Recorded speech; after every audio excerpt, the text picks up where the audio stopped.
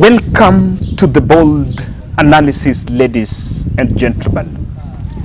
I have seen some very discouraging scenes from Jomo Kenyatta International Airport in Nairobi and Mombasa Airport and Kisumu.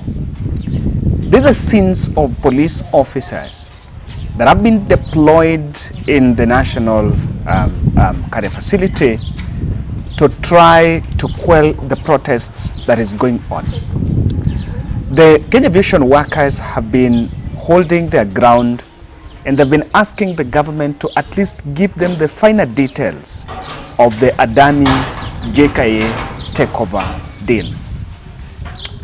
Now, this is a deal that is not been very receptive, especially when aviation workers have been demanding that at least they should be told what is in it, because they believe that in finer details of that deal, their jobs are actually at risk. And the strike that was supposed to happen on 2nd September was actually delayed for 1 more week. And the reason why it was delayed is because the workers' union met with the president in State House, and they demanded that transparency be put there so that they can be told what exactly is the finer details of the Adani deal. But that has not been done. And the government has involved in piki-piki-ponk games and not being clear of relaying what exactly is the details of the deal. So today, on Tuesday midnight, they decided to start the industrial action. They've been putting their tools down, and it has not really been looking good in the national carrier. Now, I want us to listen to a couple of speeches here, and we'll try to look at why are we really holding and why is it becoming so difficult. The dark details of that Adani deal,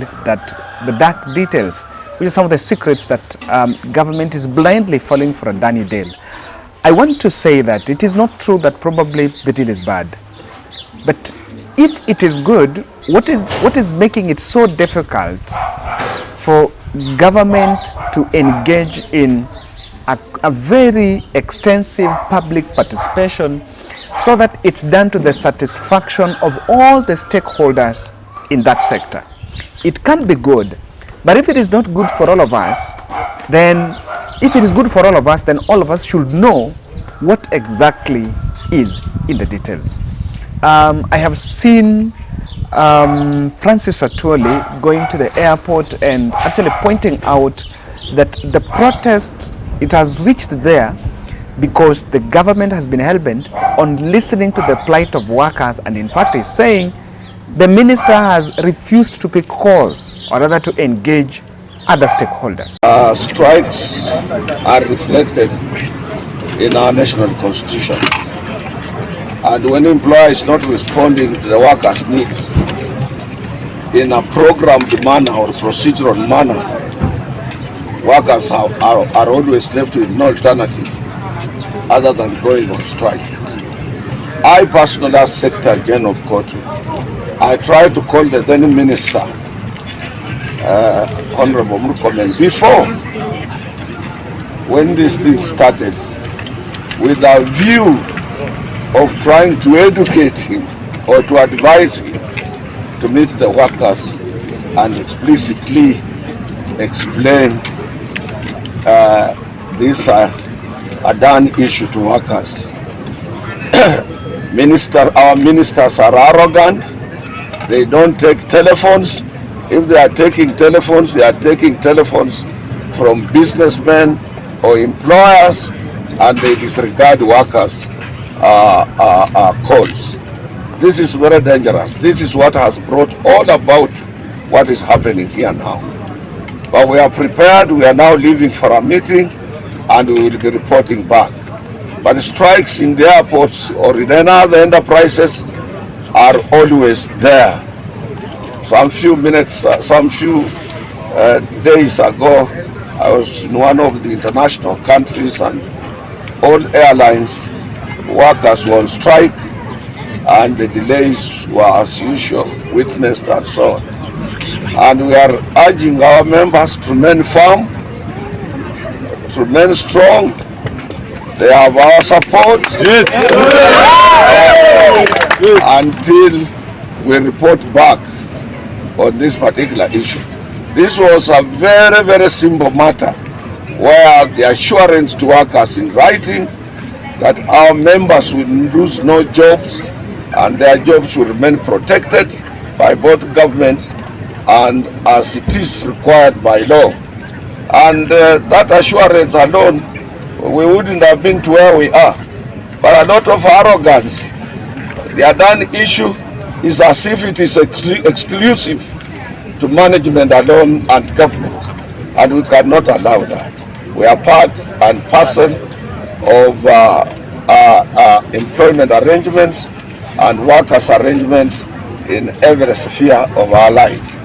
And I have explained to government that the mistake was from the ministry and those people who are handling this particular issue. We wouldn't have been where we are today if they would have convened earlier meeting with all concerned parties.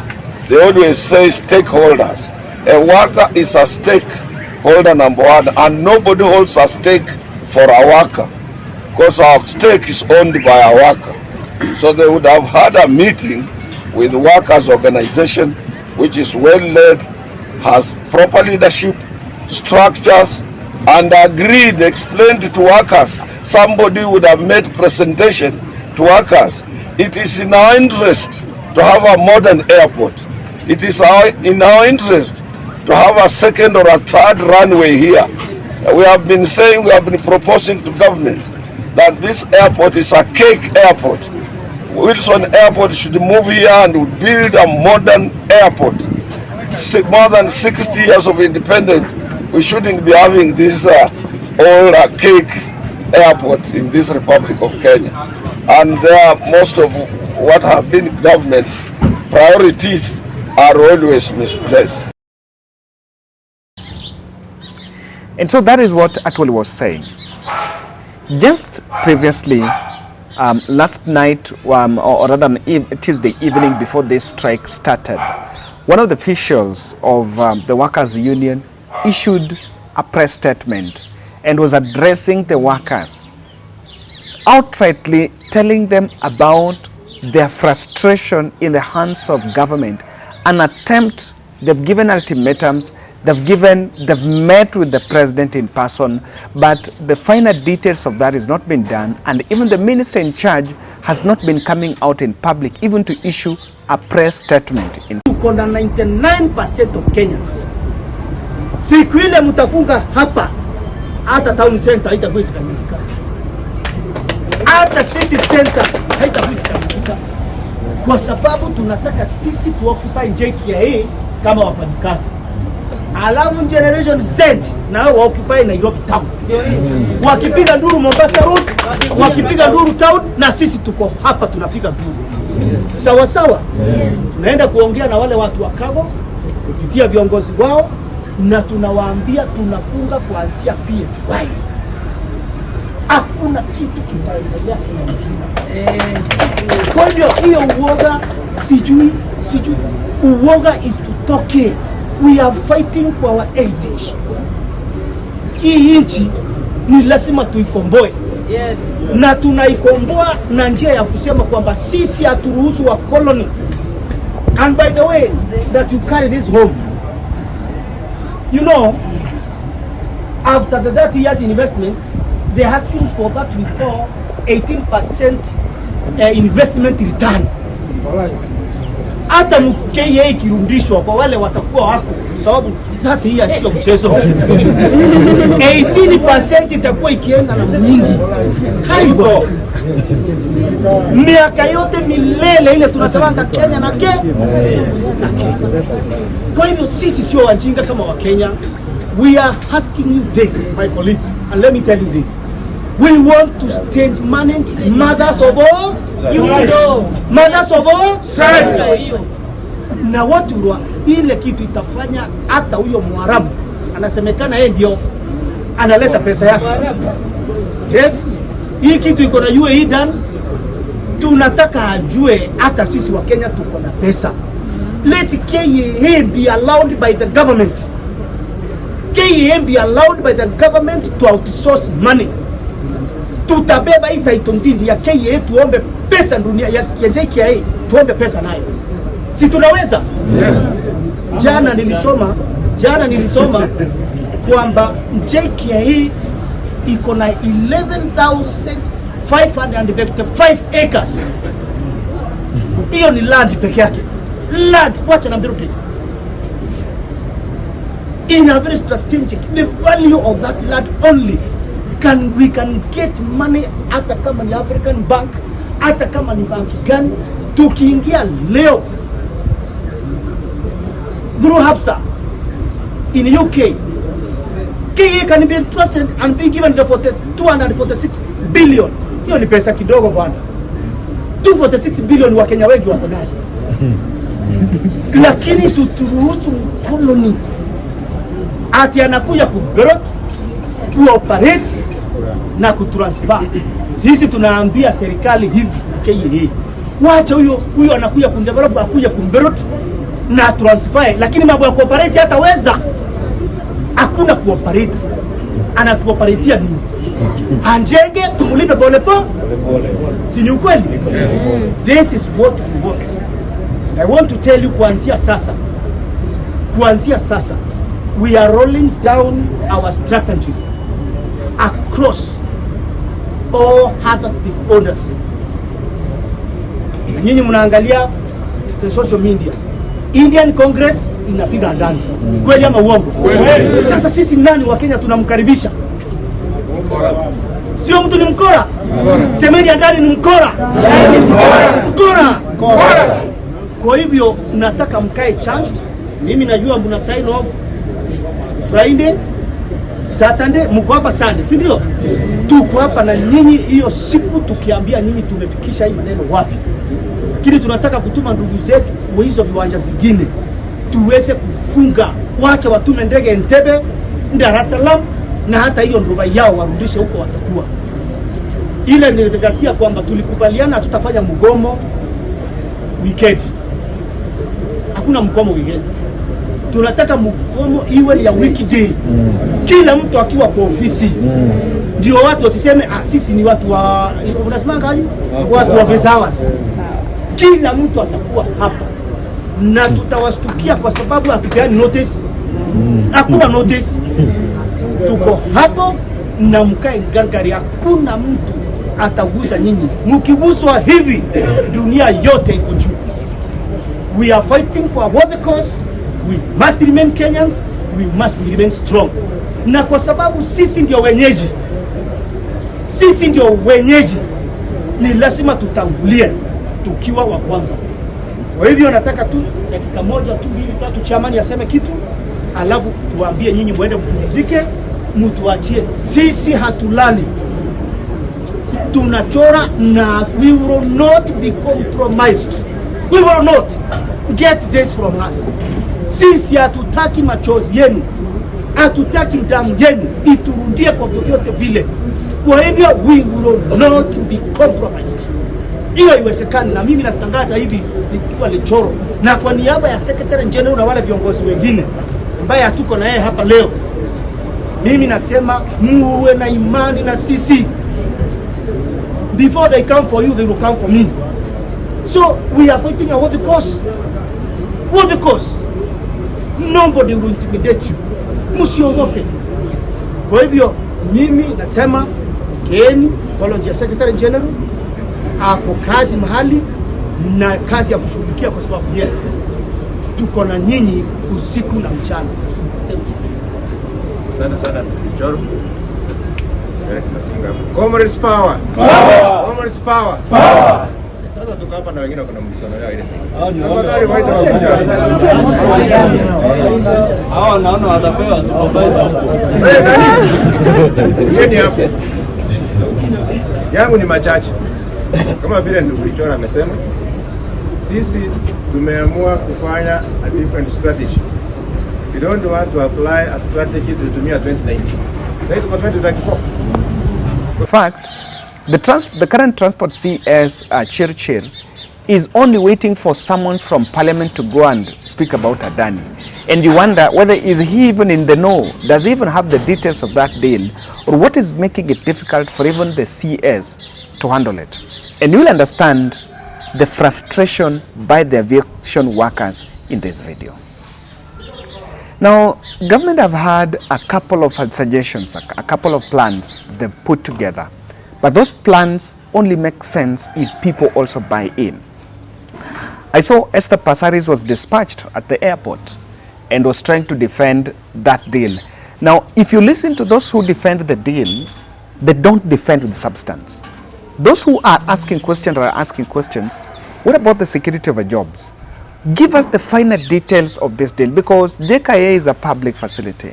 Why is this deal a secret deal that only some 2 or 3 privileged fellows seems to have that document?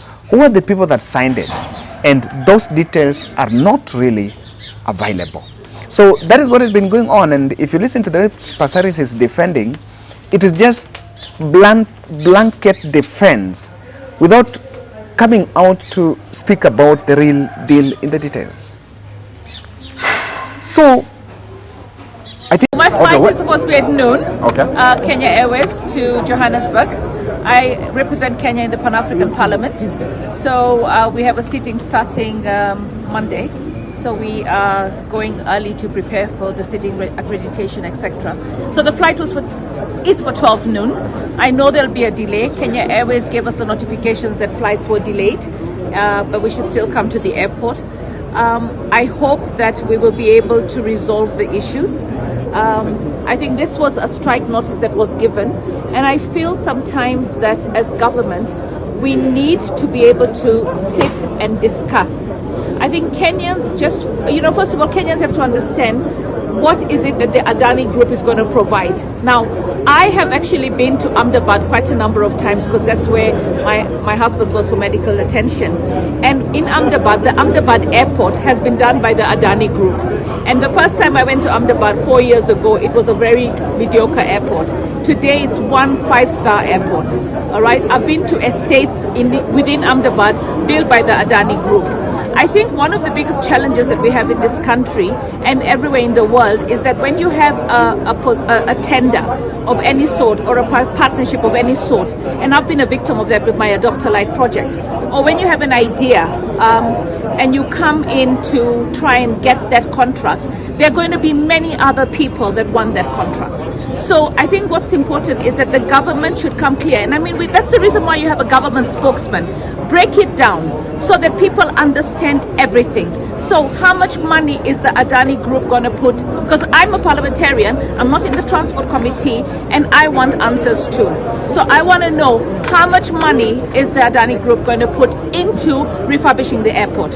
What are they going to do in terms of the terminals?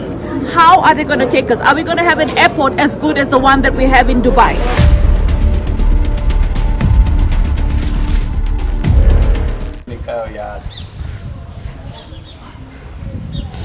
So there are some pertinent questions that have been raised against Adani. I just want to highlight them.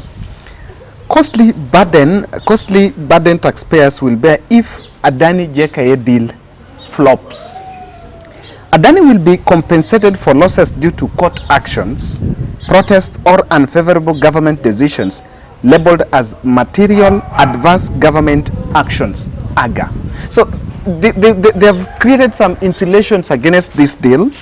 If disruptions last for 6 months, Adani can terminate the deal and receive compensation covering 100% of debt, 150% of adjusted equity, redundancy payments, and other costs. Compensation will be given if protest or political actions prevent Adani from collecting revenue or more than 7 days. Disputes will be resolved through arbitration in London with the hearing in Mauritius. The government will assist Adani in applying for tax exemptions. Adani will pay an annual concession. Atatoka huyu ako sawa. Move to. Now stop.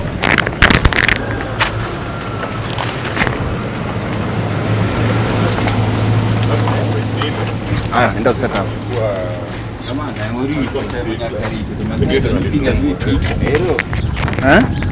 Wacha chunde boje suwa.